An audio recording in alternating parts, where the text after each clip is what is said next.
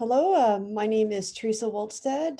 This is part one in a three-part lecture series talking a little bit about native arts, regulatory permit theory for native art materials, and kind of talking about how to navigate and a little bit about what actually is required to become a native artist, navigating a lot of the regulations and laws with the materials to create native arts. Now, today we're going to be talking a little more general, as in what is a native artist, and then what is native arts themselves. And there actually is quite a bit of definitions and laws and regulations that go into defining who is an artist and what is a native artist product. So when we start talking about defining who a native is, first thing we're going to have to go with the federal definition of Alaska Native. And that actually goes back with Alaska Native tribes, specifically in the state of Alaska. Now, currently there's about 228 federally recognized tribes by the Bureau of Indian Affairs with the U.S. federal government. They represent about 180,000 registered tribal members across the state of Alaska. And it's interesting when we start looking at who is native, because when we looked at the Alaska 2020 census and such, only about 1.1% of Alaska Natives identified themselves as only Alaska Native. A lot of the other individuals, 6.6% of the population, identified themselves as Native American and a combination of multiple ethnicities. So when you're looking at Alaska Native, you're also talking about a complete blend of many different cultures and backgrounds. This is an example of this, looking specifically at just language groups. So of course we have the Inupiaq, Central Yupik, looking down in the coastal area in Southeast where we have Tlingit, Haida, and Tsimshian, but even subfamilies of language groups. So when we start talking about who is native, what native tribe you're from, there's a variety in the different diversity when you start talking about Alaska Natives in the state of Alaska itself. But when we're going to start talking about Alaska Native, most of my references are going to be referring to the federal definition of Alaska Native. And that comes with the Alaska Native Claims Settlement Act. So that was enacted in 1971. And that was the first real definition of Alaska Natives. It defined it to mean a US citizen who is a person of 1/4 degree of blood or more of an Alaskan Indian. Now that also includes Tsimshians who were not part of the Metlakatla Indian community. Members of Metlakatla who actually live in the Metlakatla and that island are actually part of their reservation. So the state of Alaska does have Alaska Native Reservation in the state of Alaska. They chose not to be part of Anilka and ANCSA, but we do have a lot of individuals that are part of Anilka or ANCSA. And that was actually defining them for first setting up a lot of these corporations. So where does this come from with the 1 degree of blood? The certificate of degree of Indian blood actually is going to be issued by the Federal Bureau of Indian Affairs. So that's looking specifically at your lineal ancestry of Indian blood as referring back to the enrollment of federally recognized tribal members. So if your grandmother or your great-grandfather were actually in a federally recognized tribe that was in the enrollment register of the federal government, you can actually trace your ancestry back, and that degree of blood from that individual is what's going to be referred to as your degree of Indian blood. And that's actually going to be issued from the U.S. Department of the Interior, Bureau of Indian Affairs. It's very important that I emphasize this part, but tribal enrollment does not necessarily indicate degree of determination of Indian blood. Even within the state of Alaska, it varies tremendously. They can have some degrees of blood quantum, they can have none, they can have just showing proof of native ancestry, or they can actually look more along the lines of being within that clan in that particular area at a certain time frame. So it really depends on the individual tribe. It's not necessarily determined by the federal government because the tribes themselves may determine who their members are. So how does this actually play into the Indian Arts and Craft Act? Now, this is where we actually start looking at truth in advertising. This is specifically for commercial native art. So when you're marketing art commercially, this act, the Indian Arts and Craft Act, is a truth in advertising law where you have to register the degree of Indian involvement in the production of art and the tribal enrollment of the individuals making it. So you're not misleading the consumer. The way they define Indian is that just a member of any federally or officially state recognized tribe of the US, or an individual that is certified as an Indian artist by an Indian tribe. So that's a little unique, where you can actually have individuals that are recognized as artisans within the Indian tribe that may not necessarily be Native Americans of that particular tribe itself, but they're recognized as artisans within that tribe. So it gives a lot more freedom and flexibility for the tribe itself to determine who they recognize as artists. But we also do have the ability for individuals that are just members of a federally recognized tribe to actually market themselves as a Native artist by being Native at that time frame and a member of that federally recognized tribe. So always kind of look at how they define that. And when you're marketing it, it's very important to make sure that you review over and look at your tribe. And that's going to be, again, based off what is issued from the Bureau of Indian Affairs. So it's all starting to kind of connect together on how you actually define what an artist is to be able to make art. This also holds true for the state of Alaska. So the Alaska State Council of the Arts is one of the main programs that really tries to foster the creative development of artists around the state of Alaska, not just Native artists, but artists in general. And that's through educational services, partnerships, grant services. They do a lot of workshops and such with a lot of artists, but also trying to make sure they help and promote the artwork being created in the state of Alaska by Alaskans. And this is where they started working on developing the Silver Hand program. Now, the Silver Hand has changed over several years. It used to be based on blood quantum, used to have natural material limits and such, but that's changed over the years. So right now, the Silver Hand program specifically works to promote Alaska Native artwork that is being made in the state of Alaska. So to qualify for this, you have to be a full-time resident of Alaska, 18 years or older, and a member of a federally recognized Alaska Native tribe. And the key here is they're trying to make sure that Alaska Natives in Alaska are marketing as authentic Alaska Native artwork from Alaska itself. So the key is that you actually are in Alaska and you live in Alaska. So the residency is a very distinct aspect as compared to the federal, where we're looking at trying to determine and establish if you're a Native artist. So it's always important to know where you're making the art and then also where your residency is. So when we're defining under the state of authentic Alaska Native artwork, again, it's that crafted in the state by an Alaska Native person, and that actually is in statutes. So when we're looking at Alaska Native person, it's talking about state residents who are enrolled as a member of Alaska Native tribe itself. So state residency is very important when we're defining who is a Native artist for the state definitions as compared to the federal definitions. So when you're trying to determine whether or not you're an Alaska Native artist, one of the biggest things that you need to do is look at your tribal enrollment. It is the most important key component to legally defining your artwork as a Native artist. And the artists need to clearly establish the qualifiers for establishing tribal enrollment and ancestry. A good example of this is you have to clearly describe your ancestry in art. So if you're going to be selling Inupiaq prints and carvings, you have to be a member of a federally recognized Inupiaq tribe. If you're going to be doing formline Tlingit work and such, and you're advertising yourself as a Tlingit artist, you need to be a member of a federally recognized Tlingit tribe. So that being said, I kind of like using myself as an example of this. I'm kind of a unique case, but my maternal ancestry is Salish, Kootenai, and Cree, and I'm part of the Flathead Indian Reservation from the Montana area. So I'm Native American, but I'm a member of a Ketchikan Indian community. It's a federally recognized tribe representing diverse Indigenous citizens across the state of Alaska.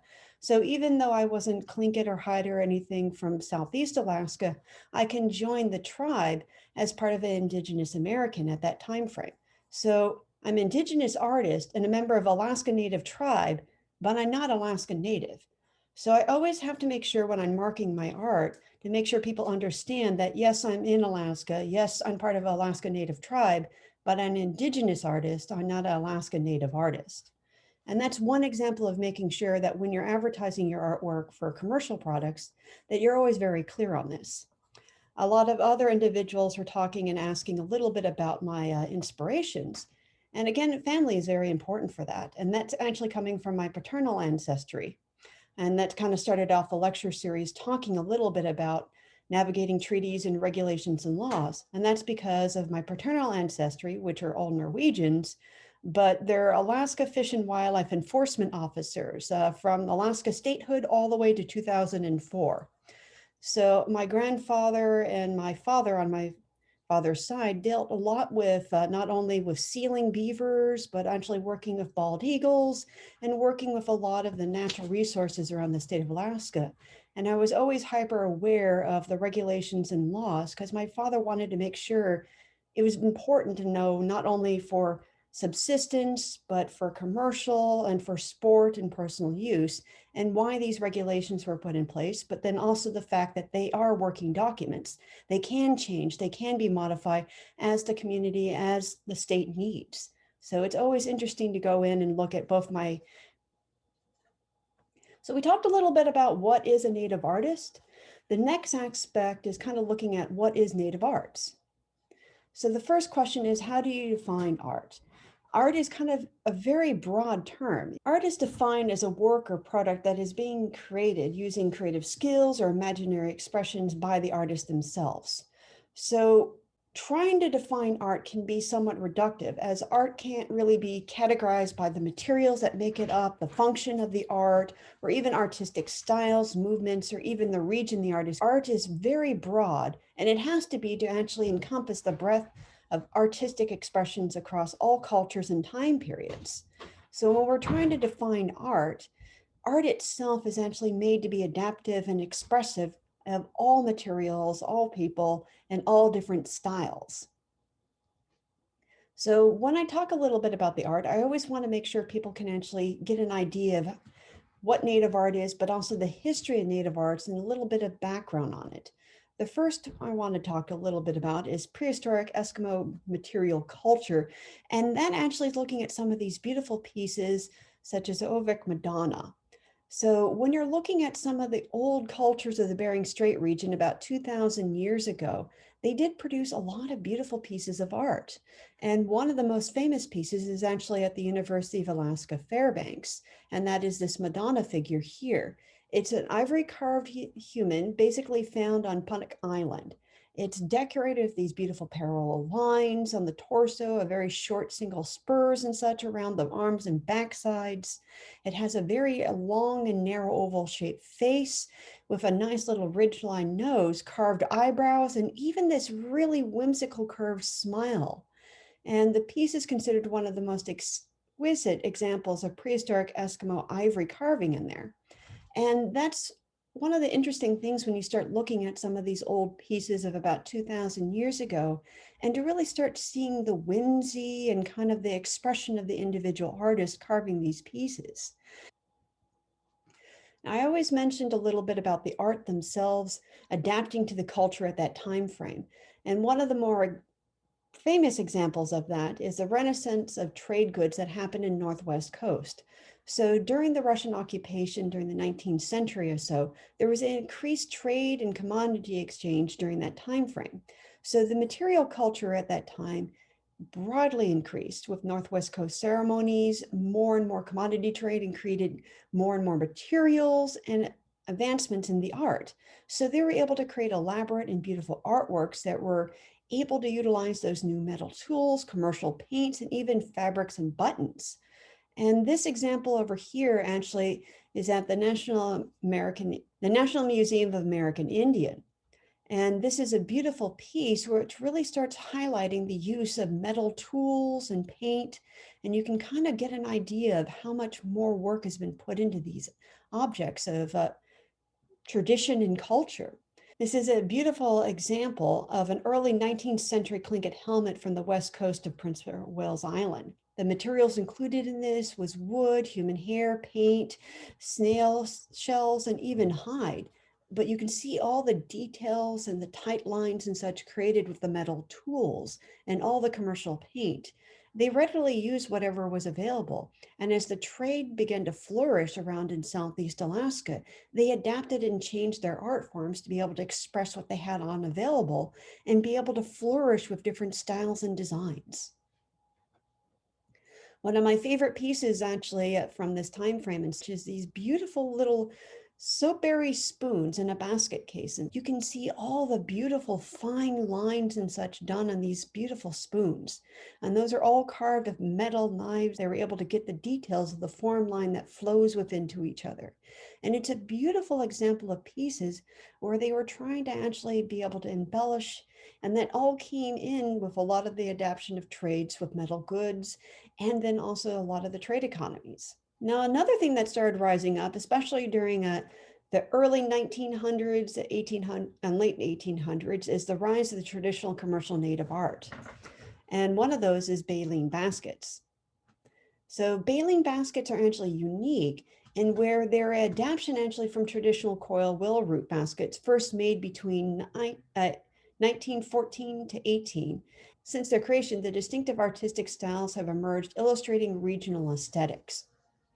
And you can really see within this one baleen basket just the beautiful design of utilizing a new material. Originally, this was all done with willow root, but being introduced on the North Slope, they began to adapt those into baleen, and it became predominantly made by men, which is very unique considering most of the baskets at that time frame were actually woven by women. So this became a beautiful traded commodity. Another good illustration of this was the Billikens. There were good luck charms, and the original Billiken was actually brought to the state of Alaska as a popular charm during the early 20th century. When they were brought to Nome, the aesthetic was actually copied by ivory carvers who became prolific in making these as a commercial art form. Now, when you mention Billikens in the state of Alaska, people assume that they came from Alaska, but they were actually adapted and turned into ivory here in the state of Alaska and became one of our biggest trade commodities during that time frame as good luck charms. So when looking at traditional commercial art, we do have a lot of those baskets, but we also do have a lot of individuals that started looking at landscape. So they started looking at more the Western pictorial style that was coming in with other artists at that time frame, and they started adapting it to other traditional materials such as scrimshaw. This example right here is one of the more famous ivory carvers. He's known as Happy Jack, and he's a Nupiaq. And this piece is one of the few depictions that he did of possibly the eagle wolf dance. And that was usually performed during the 19th century to the early 20th centuries around the Seward Peninsula and other areas. And it's unique when you start looking at his pieces because he's very well known for his pictorial style. This is one example right here called where he actually looked at making a beautiful cribbage board but copied the Howling Dog Team postcard from 1906. And you can see the detailed scrimshaw and designs that really took the landscape of that illustration of the postcard and was able to actually turn it into a cribbage board. And he's very well known for even doing landscapes of harbors. And this is one illustration of him taking the vectorial style and adapting it to a traditional material at that time frame. Overall, how do you define traditional art? Very interesting when you start talking about traditional art form, but native artistic expression varies throughout history. So saying that something is traditional or contemporary really kind of depends on how it's adapted in the time frame at that area. Native art will historically always constantly change depending on the medium and styles and expressions, philosophies, and ideas of the culture that made it. So as things slowly adapt to different expressions and cultures at that time, you'll actually have different materials being utilized, different expressions of styles, and that is a way to be able to look at the culture and as it grows and expresses itself throughout time. So like many cultures, native art and native artistic expression changes and adapts to not only historical events, but also trade economies as well. One of my favorite pieces that I look at that is considered traditional art form is actually the ivory Donald Duck. Now, this is actually in the Alaska State Museum, and this was made in 1945 in Hooper Bay. And this was carved as a souvenir for the Disney filmmakers. My mother still remembers when Disney came into the state of Alaska and was filming a lot of those nature documentaries during the 1940s. And this is one example where you see kind of the traditional carving of the ivory for the Donald Duck. You can see the regalia and the parka, the nice little mutluk and mittens. And it's very whimsical representing that traditional Donald Duck pose. If you ever look at some of the old cartoons and how they illustrate him, and he has more of that flat back and curved arms.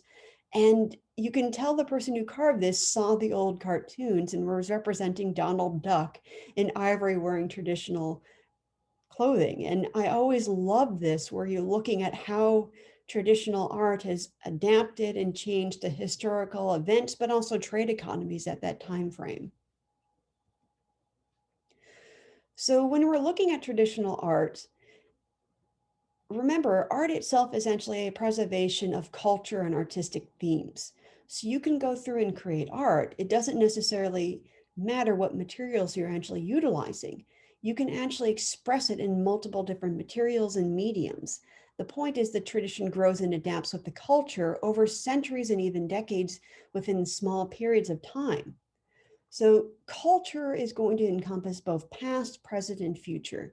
And contemporary art is just a snapshot at a one-time frame that continually moves on forward and will eventually become traditional. So when you're looking at the definition of Indian product, it includes an art, a craft, or a handicraft that is made by a Native American in a traditional or non-traditional style. The point of the definition of Indian product is to allow for cultural preservation through a variety of different artistic expressions. And even then, when you're looking at the Indian product and such, there's actually quite a bit of engagement. And right now, with the Indian Arts and Crafts Enforcement Act in 2000, they provided guidances and such on a little more details of production of native art, marketing, or even how to purchase them. Even in their federal codes, they provide examples of products that meet the definition of Indian product. And it's not meant to be limited only to that. It allows people to actually review over and look at the ideas of how native art adapts. So now we're going to talk a little more about what is not native arts. And this comes back into the definition between commercial product and Indian product. So when you're looking at a commercial product, you can actually modify it and embellish it to become an Indian product, but there has to be a significant transformation of the quality and the appearance of the original commercial item. So commercial items are defined as consumer goods designed for profit and mass distribution that lend themselves to embellishment, but they're not Indian products until they are thoroughly transformed by the artist itself. Through substantial transformation, the product becomes an Indian product. And a good example of this is actually one of my art pieces here, Copper River Jacket. And this is actually a commercial good. It was my paternal grandfather's halibut jacket back in the day. And you can see here that it's embellished. You have beautiful copper pennies along the edge that were replaced for the buttons, salmon heads along the copper apron, and then along the bottom and such. But you can still recognize it as a jacket. You can even see the tag of the commercial product at the very top. So in this case right here, it is very much a commercial product that has been embellished. But what's unique about this is a defining characteristic and difference between commercial Indian products and personal use. In this case, this artistic piece was meant to be more for personal use. So you can see embroidery and then also a lot of the pennies and along the edge as buttons. And it is basically a personal use artistic product. Now, when we're looking at commercial products, it would need to be embellished and modified even more significantly. So it couldn't just easily be transformed back to the commercial product. And that kind of gets to the core of the difference between Indian products and commercial products, is how much Indian labor is actually utilized for that commercial product, and whether or not it's assembled from a kit, if it actually is originally a commercial product, and then how it is actually utilized. So when you're looking at industrial works and industrial objects that are made for commercial produce, you have to really think of, first off, who's the labor who creates the artwork? If it's non-Indian labor that makes the artwork itself, it cannot be an Indian product. If the product is designed by an Indian but produced by non-Indian labor, it's still a commercial product. It's not actually being made by an Indian itself. So if the product is also assembled from a kit, it's still not a traditional Native American artwork or product. So that gets into the whole aspect of industrial commercial products. So they have exclusively functional purpose. They don't serve as a traditional artistic material, and they don't lend themselves to embellishments. Those include like appliances, vehicles, t-shirt. They're basically commercial products, are not unique Indian artwork. And this becomes the distinction between Native American artwork that is designed for commercial products. They are being able to actually go through and actually do design work, but they're going to be put on commercial products, and they're made in an assembly line using multiple workers, all of not who are Indian.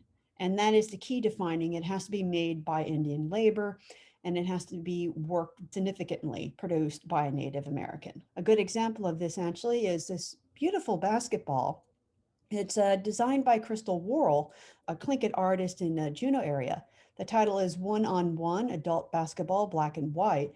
And it's a beautiful form line design that really well wraps around the basketball. But it's important to note that it's designed by a Native American. The actual product itself is still a commercial product, and it can be sold as a commercial product with the Native American designs on it because it is made and designed by a Native American, but it's produced by non-Indian labor, so it's still a commercial product. So how does this tie in with a lot of the other goods for sale? Well, when you're starting to go through and looking at the definitions of Native art and then looking at authentic Alaska Native handicrafts, this really does play into where you can actually sell it as well. A good example of this is actually the National Park Service. The National Park Service is encouraged to sell authentic Alaska Native handicrafts that reflect the cultural, historical, and geographical characteristics of a park that is in Alaska. So if you have Glacier Bay National Park, they're going to be looking for tribes associated with the general area of Glacier Bay. Same thing is true of Denali National Park. They're going to be looking for individual artists that are from the tribes within that area. Now, the way they define Alaska Native for that area, again, is that 1/4 degree of blood of more of Indian descent, Eskimo or Aleut blood, or a combination. Now, the key here is if there's an absence of minimal blood quantum, so if they don't have that blood quantum, any US citizen who's regarded as a Alaska Native by Alaska Native village or group can apply. And that's how they define Alaska Native for the arts, for Native handicraft sales in the parks. The way they define authentic Alaska Native handicrafts are art and craft objects that are created by Alaska Native that are made with the help of only such devices to allow the manual skill of the maker to condition the shape and design of each individual object. So in that case, you can see that it's not going to be commercial products that are designed necessarily by natives, but authentic Alaska handicrafts that are actually created by the individual artist and are original pieces of art that can show off the manual skill and creation of that artist itself. So this is one example of how the definitions of natives and how the definitions of handicrafts can impact where individual commercial artists can sell. And going into where they can sell and how they define themselves, we talked briefly a little bit about the state definitions of Native arts, and that goes back to the Silver Hand program. So only original contemporary or traditional Alaska Native artwork, not reproductions or manufactured work, may be identified really with the marketing of the Silver Hand. That does still include prints and other aspects or even kind of collages. But what the key here is it has to be made entirely by the applicant. They have to be a resident of the state of Alaska. And when they're working on these art forms, they need to be able to actually indicate their tribal organization within the state and their residency. So one of the interesting things is Alaska Natives don't always live in Alaska. They move and they basically go where the jobs are, or even where the industries that allow them to produce art. If you're looking at any of the steel manufacturing or iron pour casting, some places in the state of Alaska don't have those facilities. So some of the art creation that are going to be making giant bronze sculptures, you have to usually go out of state, or even trying to find the galleries or studios that allow you to actually mass produce or even work on some of the other criteria for art. Or individuals leave the state of Alaska for jobs and economies and still want to continue expressing their Alaska Native culture through art. And this is interesting where you find that distinction between the federal and the state, where the state emphasizes state residency. So thinking beyond the state residency and such, there's quite a few Alaska Native artists that don't live in the state of Alaska. One of the more famous ones is actually a Tlingit glass artist, Preston Sinolty, and he is known for his traditional formline designs that are illustrated through a new medium of glass blowing and sand carving. So he adapts a lot of his seamless fusion of Tlingit formline design into modern art. So he continues to actually teach and collaborate a lot of the different techniques and styles of glass blowing, but he emphasizes continuation of cultural preservation utilizing the new material of glass. And it's really important to note that, yes, he is Tlingit and he's a wonderful artist, but he's not in Alaska. So there's this disconnect within the state and the federal government when it comes in defining whether or not his artwork is considered authentic Alaska Native art because he doesn't have a residency currently in the state. But it's very important to start talking about the cultural preservation in modern art. As he stated on multiple occasions, he really wants to advocate on the behalf of Indigenous people across the world and such, and affirming that they're still here and they're trying to make sure that they're preserving their culture and working on towards modern art as well.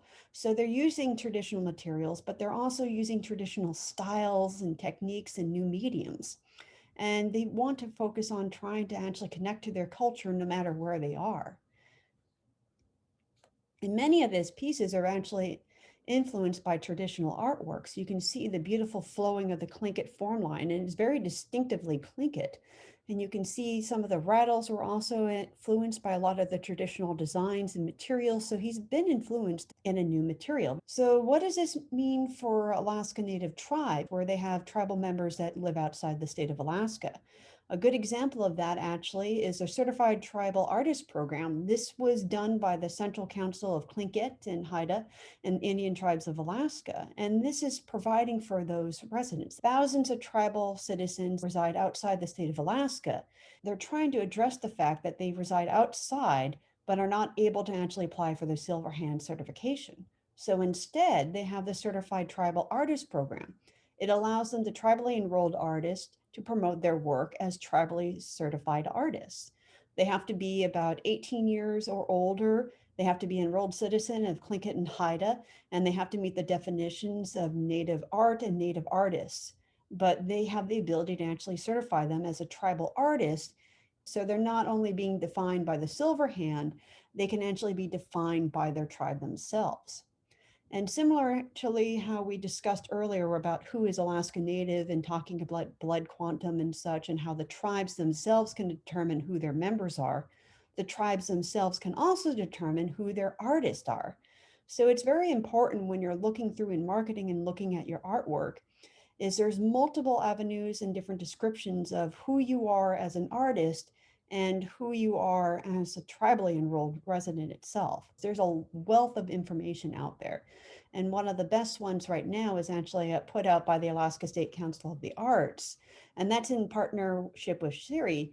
And the idea here is the Alaska Native Artist Research Workbook is kind of a manual about how to be economically viable as a commercial artist that's a Native artist. It goes into everything from how to actually keep track of materials, to actually start going and navigating a lot of the regulations, but also how to start marketing yourself, how to actually budget, and different ways of actually applying for the Silver Hand or other permitting programs. So it's a very nice wealth of information for artists that are just starting out to become commercial Native artists. And I would recommend individuals check out this workbook. In addition, you also have the Indian Arts and Craft Board. They've actually done a wonderful booklet about Alaska Native art and about how to encourage buying authentic Alaska Native artwork. As a commercial artist, it's interesting to go through and look at this, where they are emphasizing how to determine authentic Alaska Native artwork and looking at how they're marketing. So I would recommend, especially for consumer education of how to actually define and write and describe yourself, to look at this book and how they define and describe other Indigenous artists across the US. And that's the end of part 1 of 3 of our lecture series. Next week, we're going to be talking and describing a little more of those treaties, everything from Marine Mammal Protection Act, the Migratory Bird Treaty Act, and then even diving into a little bit about the policies and exceptions for the state of Alaska and the different ways that Native artists can actually navigate through a lot of these federal treaties and then state laws as well. I have a wealth of information that I've been able to gain and learn from a huge amount of different elders across the state of Alaska. And as always, whenever I talk about my art, I always want to take the time to recognize their skills, knowledge, and their sense of humor across cultures on art and all the different regulatory permits and such. They always have a joke or something along those lines. And thank you much for your time. And I'll see you back in part 2 of 3 for the lecture series.